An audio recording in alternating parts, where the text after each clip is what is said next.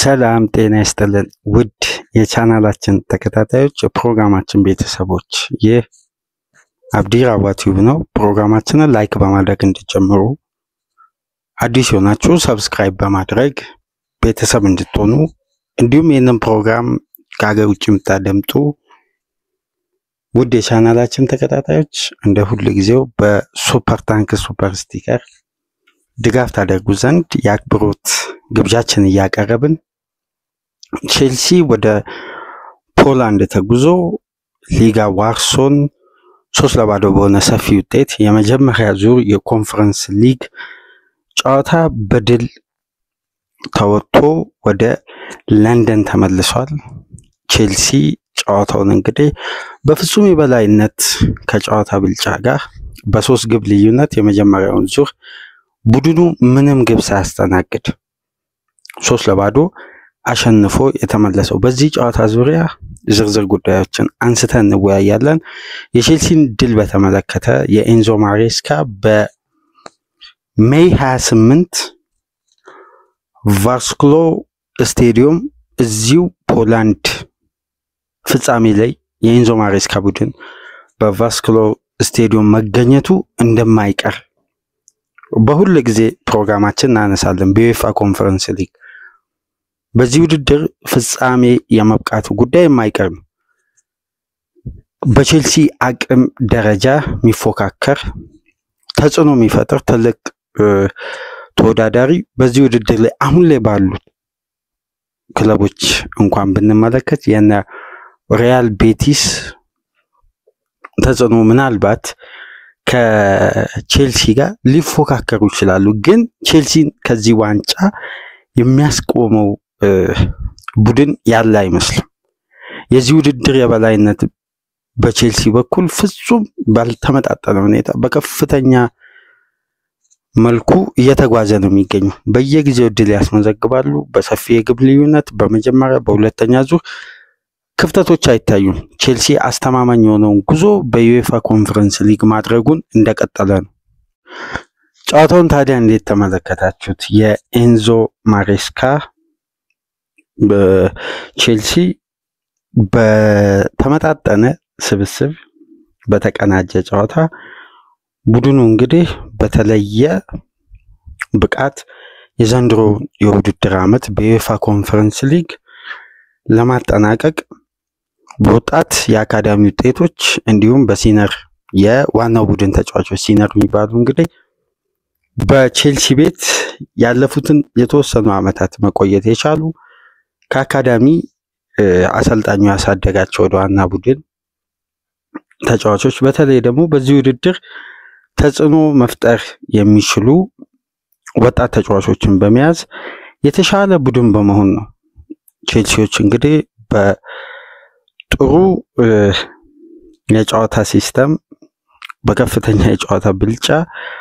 በሜዳው ዙሪያ በነበሩ ግለቶች ሳይወጠር በቀላሉ ከፖላንድ የመጀመሪያ ዙር አድቫንቴጅ በ3 ግብ ልዩነት ይዞ መመለስ የቻሉትና የኤንዞ ማሬስካ ቡድን በዚህ ውድድር ያለው ሪከርድ እንኳን በከፍተኛ ሁኔታ ተጠናክሮ በቀጠለበት ምሽት ነው። በታርኪ ጆርጅ 2 በማዱዌኬ ከረፍት በኋላ በተቆጠሩ 3 ግቦች ቼልሲ ጣፋይ 3 የመጀመሪያ ዙር ጨዋታ በድል የተወጣው። በዚህ እንግዲህ የአሰልጣኙ በዚህ ውድድር ላይ የሚያሳካው ውጤትም የትኛውም ስኬት በመጀመሪያው ውድድር ዓመት ከተመለከት ነው ለኤንዞ ማሬስካ የተለየ ነው የሚሆነው። በመጀመሪያው ውድድር ዓመታቸው በቼልሲ ቤት እንዲህ አይነት ውጤታማነትን በተወዳደሩበት በተፎካከሩበት የዩሮፒያን ውድድር ላይ ማስመዝገብ ቀላል የሚባል አይደለም። በቅርብ ሳምንት የተነሳውንም አንዳንድ ነጥብ ወደ በኋላ እናነሳለን። 49ኛ ደቂቃ ከረፍት እንደገቡ በ4 ደቂቃ ልዩነት ነው እንግዲህ ጆርጅ ቼልሲን ቀዳሚ ማድረግ የቻለው። ከዛም በኋላ ኑኖ ማዱዌኬ 52ኛ ደቂቃ ከጄደን ሳንቾ ቴክኒካዊ ኳስ አሲስት ያደረገውን በማስቆጠር 74ኛ ደቂቃ ላይ በድጋሚ ክሪስቶፈር ኑኖ ማዱዌኬ በድጋሚ አስቆጥሮ 2 ግብ በእንግሊዛዊ የክንፍ ተጫዋች በቅርብ ሳምንት የተወሰኑ ትችቶችን ሲያስተናግድ የነበረ ከጉዳቱ በቅርብ ጊዜያት ወደ ሜዳ የተመለሰ ተጫዋች ነው። እንግዲህ ኑኖ ማዱዌኬ 2 ግቦችን አስቆጥሯል። ያ ወጣት ተጫዋች ለመጀመሪያ ጊዜ ጆርጅ እንግዲህ በሲነር ጨዋታ ለቼልሲ ግብ ማስቆጠር ችሏል። እስካሁን ድረስ የፕሪሚየር ሊግ ጨዋታን በቋሚነት አልጀመረም፣ ግን 5 ጊዜ ተጫዋቹ ተቀይሮ መግባት ችሏል። በዩኤፋ ኮንፈረንስ ሊግ ግን ቋሚ ሆኖ ከሚጫወቱ የቼልሲ የዩኤፋ ኮንፈረንስ ሊግ ተጫዋቾች ውስጥ አንዱ ነውና የዚህ ተጫዋች ብቃትና እድገት ምናልባት ኤንዞ ማሬስካን በእጅጉ ያሳመነ ይመስላልና ይሄ ተጫዋች እንግዲህ በቀጣይ ወደ ዋናው ቡድን ወደ ትላልቅ ፉክክሮች ወደሚያደርገው ሲነር ቡድን ውስጥ ከኮንፈረንስ ሊግ ከሚወዳደረው ሁለተኛ ቡድን ሰብሮ ሊገባ የሚችል አቅም እንዳለው አሰልጣኙ በተለይ በቅርብ ጊዜያት ያጥቂ ክፍሉ በተቀዛቀዘበት በተዳከመበት በጉዳት የተወሰኑ ክፍተቶች በተፈጠሩበት ወቅት ቀይረው ያስገቡ እየሞከሩ ነውና የዚህ ተጫዋች እድገት አንድ ፕሮግራም የሚያስፈልገው ልዩ የዚህ ተጫዋች እድገት አለ። በተለይ በእግር ኳስ ህይወቱ ያጋጠመው ታሪካዊ አጋጣሚ አለ።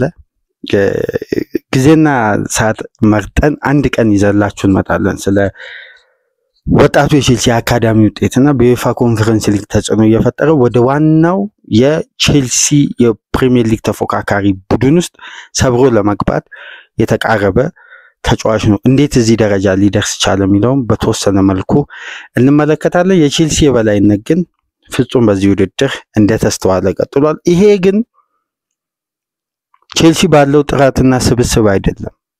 አንድ ነገር ሳይሰራ ወይም አንድ መሰረታዊ ነገር ሳይኖር የትኛውንም ውድድር ማሸነፍ ወዳጅነት ማሸነፍ ይከብዳል በዘመናዊ እግር ኳስና ቼልሲ ተፎካካሪ አልባ ውድድር ውስጥ ኃያልነቱን እያሳየ ነው ለሚሉ ለእንግሊዝ ጋዜጦችም ምላሽ የሚያስፈልገው ብቃት ነው ከጊዜ ወደ ጊዜ ቼልሲ የሚያሳየውና በዚህ ውድድር ቼልሲ እስካሁን ካደረጋቸው ጨዋታዎች ውስጥ በአማካይ 4.1 ግብ ያስቆጥራል። 4.1 32 ግቦችን አስቆጥሯል። የተቆጠረበት 6 ግብ ብቻ ነው። ንጹህ 26 ግብ አለው እስካሁን ድረስ። ይሄ ምን ያክል ቼልሲ በዚህ ውድድር ላይ ዶሚኔት እንዳደረገ የሚያሳይ ነው። 26 ንጹህ ግብ ያለው 32 ግብ ያስቆጠረ በጥንካሬ እየዘለቀ የሚገኝ ቡድን ነው። ነገር ግን ከዚህ ጨዋታ ጋር በተገናኘ አንድ ፕሮግራም ከዚህ ቀደም ሰርቼ ነበር። ቼልሲ ኮፐንሃገንን መሰለኝ ባሸነፈበት ጨዋታ ለቼልሲ ይሄ ውድድር ለመሻሻል እርምት ለመውሰድና በተለይ ደግሞ ወቅታዊ ብቃታቸው መልሶ ለማግኘት የሚጣጣሩ ተጫዋቾችን የታይሚንግ እድሜ የሚሰጥ ውድድር ነው። እንደዚህ ስንል አንዳንዴ የውድድሩን የተፎካካሪነት ደረጃን አይደለም የተጫዋቾችን የግል ፕሮፋይል ለማሳደግ በራስ መተማመንን ለመመለስ ውጤታማነትን በሊጉ ላይ እንዲያሳዩ በስነልቦና ደረጃ ዝግጁ እንዲሆኑ ይሄ ውድድር ለቼልሲ ትልቅ አድቫንቴጅ ፈጥሯል ብለን ስናነሳ ነበር። አሁን የኮል ፓልመር የመጀመሪያ 45 ደቂቃ ቆይታ 45 ደቂቃ ብቻ ነው የቆየው። በዛው ኤንዞ ማሬስካ አስቀሩት። ከግብ ጋር ያለ መገናኘቱን አሁንም የእንግሊዝ ጋዜጦች እየጻፉ ነው የሚገኙት። ነገር ግን ፓልመር ግብ ማስቆጠሩ አለማስቆጠሩ አይደለም፣ በቡድን እንቅስቃሴ ላይ የዚህ ተጫዋች ተጽዕኖ ከፍ ያለ መጥቶ ነገር ግን የቀድሞ አይነቱን ወደ ግብ የተቃረበ እንቅስቃሴ ለማድረግ ደግሞ በተወሰነ መልኩ እንግዲህ አንድ በዚህ እድሜ ላይ ከሚያጋጥማቸው ፈተናዎች መካከል የቴክኒካል ተጫዋቾች ይሄ ነው። ይሄን ደግሞ ፓልመር እንደሚሻገር በድፍረት መናገር ይቻላል። የቶትናሙ ጨዋታ የፓልመርን አሲስት ከተመለከትን ወደ አሲስቱ ከተመለሰ ተጫዋቹ በቀጣይ ግብ ማያስቆጥርበት ምንም አይነት ምክንያት የለም።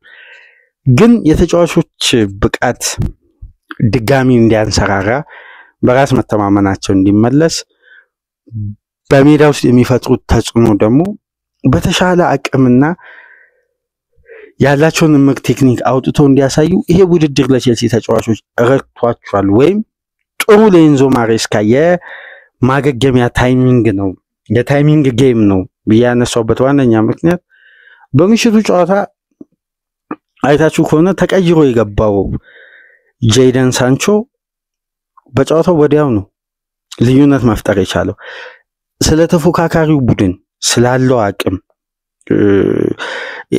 ያ ቡድን ስለሚፈጥረው ተጽዕኖ አይደለም ይቅርታ ሳንቾ በሜዳው ቋሚ ሆኖ ከተሰለፈበት ጊዜ አንስቶ ከረፍት በኋላ የሳንቾን ተጽዕኖና በጨዋታው 90 ደቂቃ ሲያጠናቅቅ የነበረው ልዩነት ሳንቾ እንዴት ነበር 90 ደቂቃ ውስጥ የተንቀሳቀሰው አሁን ስለ ሊጋ ዋርሶ ደረጃና ስለ ቼልሲ ኳሊቲ ማነጻጸር ሳይሆን ይሄ ተጫዋች በቅርብ ሳምንት ትላልቅ ጥያቄዎች የተነሱበት ነበር ለምሳሌ ቼልሲዎች 5 ሚሊዮን ፓውንድ ከፍለው ወደ ማንቸስተር ሊመልሱት ይፈልጋሉ በዛው በቼልሲ ለማቆየት 25 ሚሊዮን ፓውንዱን ከመክፈል ይልቅ ቼልሲዎች በሌሎች አማራጮች ላይ ሊያተኩሩ ይችላሉ በሳንቾ ወቅታዊ ብቃት እየተባለ ሲናገር ነበር ነገር ግን አሰልጣኙ ተጫዋቹን ከሲቲ ጀምሮ ስለሚያውቁት እድገቱን አቅሙን ቴክኒኩን ስለሚያውቁት ለማቆየት ይፈልጋሉ ግን ቡድኑ በአጠቃላይ በአንድ የውድድር ዓመት በፈጠሩት ተጽዕኖ ውስጥ ነው ያንድን ተጫዋች ቆይታም ሽያጭም ሊወስኑ የሚችሉት በዚህ ረገድ እንግዲህ ምናልባት ሳንቾ በቀሪስ ጨዋታዎች ውስጥ ልዩነት ካልፈጠረ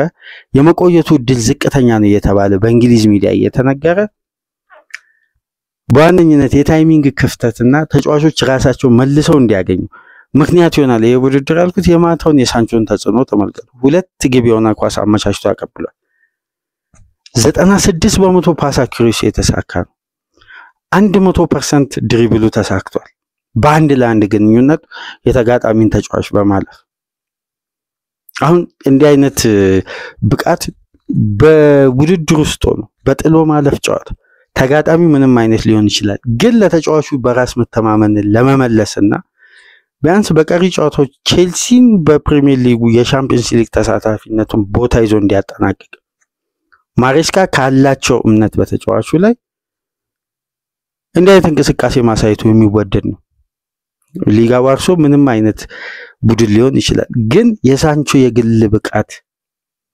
ድጋሚ ራሱን ለማግኘት የጣረበት መንገድ በተሳካ ሁኔታ ለዛም ነው አሰልጣኙ ከፕሪሚየር ሊጉ ቋሚ ከሚሆኑ ተጫዋቾች በራስ መተማመናቸውን ለመመለስ ፓልመርና ሳንቾን ቋሚ ያደረጉት እንጂ በዚህ ውድድር እኮ ሁለቱ ተጫዋቾች የተጫወቱበት የጨዋታ ቁጥር በጣም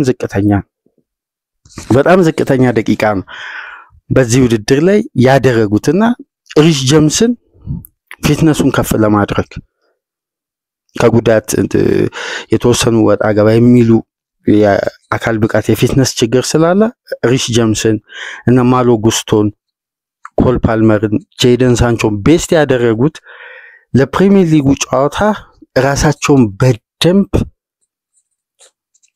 ወደ ብቃታቸው ወደ ፊትነሳቸው እንዲመለሱ ነውና በዚህ መንገድ በጨዋታው 57 እና 74ኛ ደቂቃ ኑኖ ማዱዌኬ ላስቆጠራቸው ግቦች መነሻ ነበር ጄደን ሳንቾና ይሄ አንዱ ነው ግቡን ያስቆጠረው ኑኖ ማዱዌኬ እንደምታውቁት በቅርቡ አንዳንድ መረጃዎች እየወጡ ነው በተለይ ተጫዋቹ ከኒውካስል ጋር ስሙ ተያይዞ እየተነሳ ነው የሚገኝ በቼልሲ ቤት ቆይታው እስካሁን አልተረጋገጠም ይሄ ተጫዋች በጥሩ አስተዋጽኦ በቋሚነት በተለይ ደግሞ በደንብ በአሰልጣኝ ኤንዞ ማሬስካ የታመነበት ተጫዋች ይሄንን ተከትሎ ተጫዋቹን ቼልሲዎች በተለያየ መንገድ በተለያየ መመዘኛ በተለይ የወጥነት ችግር እንዳለበት ሁሌ ይነሳል የባህሪን ችግር እንግዲህ አንዱ መነሻ ነው በቼልሲ ቤት ላይ ቆይ ይችላል ከሚባሉ ነጥቦች መካከል አንዱ ይሄ ነው ተጫዋቹ እንግዲህ በትናንትናው ጨዋታው 2 ግብ አስቆጥሯል በጨዋታውም ጥሩ እንቅስቃሴ ማድረግ ይችላል ግን ዋና ቼልሲ የሚያስፈልገው ነጥብ ወይም ልዩነት መፍጠር ባለበት ጨዋታ ላይ የተጫዋቹን አገልግሎት ቼልሲዎች በሚጠብቁት ደረጃ እያገኘን አይደለም በሚል አማራጭ ለመመልከትም ያስባሉና እንደነዚህ አይነት ጫና ውስጥ የሚገኙ ተጫዋቾች በዚህ ውድድር ላይ ማገገማቸው መረጋጋት የሚፈጥር ውጤት ቡድኑ ማስመዝገቡ 765 ተጓዥ ደጋፊዎችን ያስደሰተ ውጤት ነው የተመዘገበው። ግን አንዳንዴ በዚህ በዩሮፒያን ውድድር ላይ ከምናያቸው ምርጥ አጋጣሚዎች ወይም የሚያስደስቱ ጉዳዮች መካከል አንዱ የደጋፊዎች የድጋፍ መንገድ ነው። አሁን ጨዋታው ከመጀመሩ በፊት በደንብ አስተውላችሁ ከሆነ የሊጋ ዋርሶ ደጋፊዎች ሜዳ ውስጥ የሰሩት ያ እንደዛ የሚያምር የድጋፍ መንገድ ከቡድናቸው አጠገብ ለመቆም ያሳዩት የድጋፍ መንፈስ እንዴት የሚማርክ ደስ የሚል በእንግሊዝ እግር ኳስ ውስጥ የማንመለከተው በስፔን በተለያዩ ሊጎች አንመለከትም። እንዲህ አይነት ድጋፍ በጣም የሚስብ የደጋፊን ትኩረት የተጫዋቾችንም ትኩረት የሚስብ ድጋፍ ነበር ባለሜዳው ክለብ ያደረገውና ይሄ የሚማርክ አንዱ ከጨዋታው በፊት የተመለከትነው። ግን ቼልሲ በዚህ ውድድር 32 ግብ አስቆጥሯል። 26 ንጹህ ግብ አለው። 6 ግብ ብቻ ነው ያስተናገደው።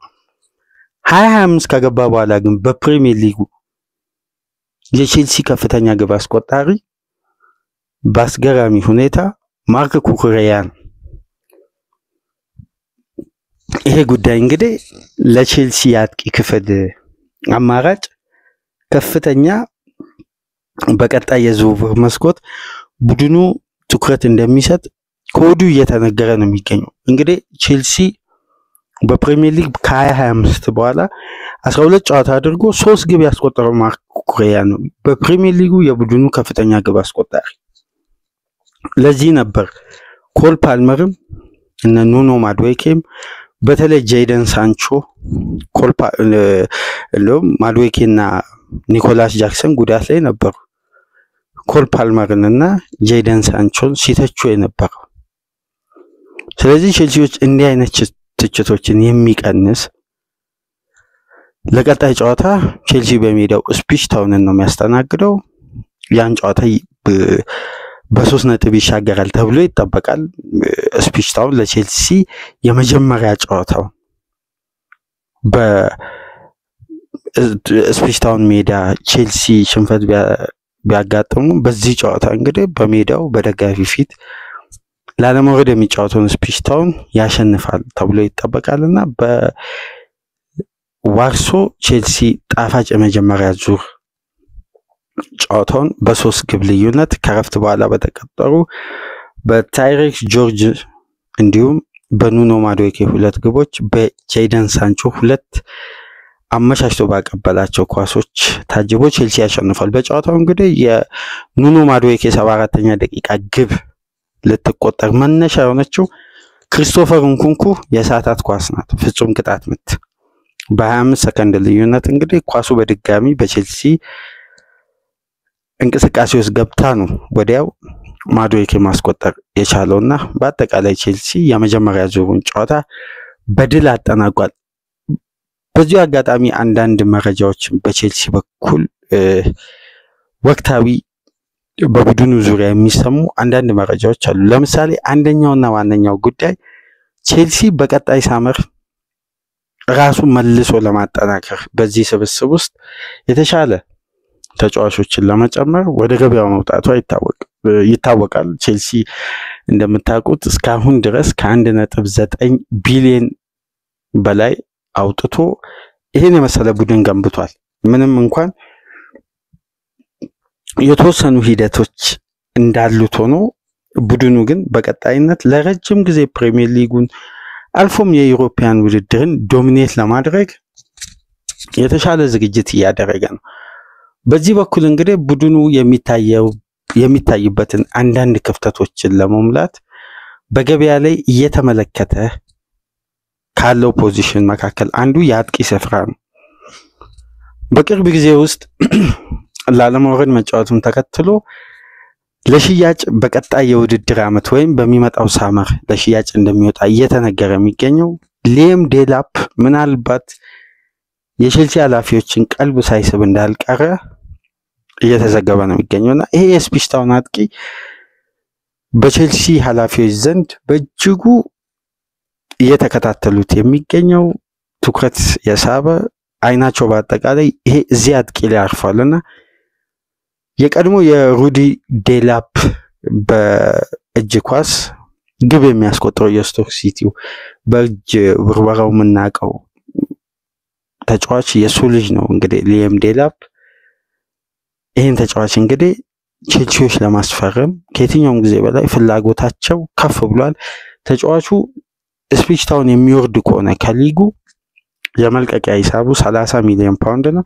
ይሄንን ተከትሎ ቼልሲዎች ለማስፈረም ከፍተኛ ፍላጎትና ጥረት እንደጀመሩ ኮዱ እየተነገረ ነው። ሊያም ዴላፕ ከሰማያዊ ማሊያ ወደ ሰማያዊዎቹ ሊመጣ የሚችልበትም እድል እንዳለ እየተጠቆመን የሚገኘው ይሄን እግረ መንገዳችንን በዚህ መረጃ ፕሮግራማችንን እናጠናቀቃለን። ላይክ፣ ሼር፣ ሰብስክራይብ ማድረጋችሁ እንዳትረሱ። ከሀገር ውጭ የምታደምጡ በሱፐር ታንክስ በሱፐር ስቲከር ድጋፍ ታደርጉ ዘንድ የአክብሮት ግብዣችን ያቀረብን። በሌሎች ፕሮግራሞች ተመልሰን እንመጣለን። ሰላም ቆዩ።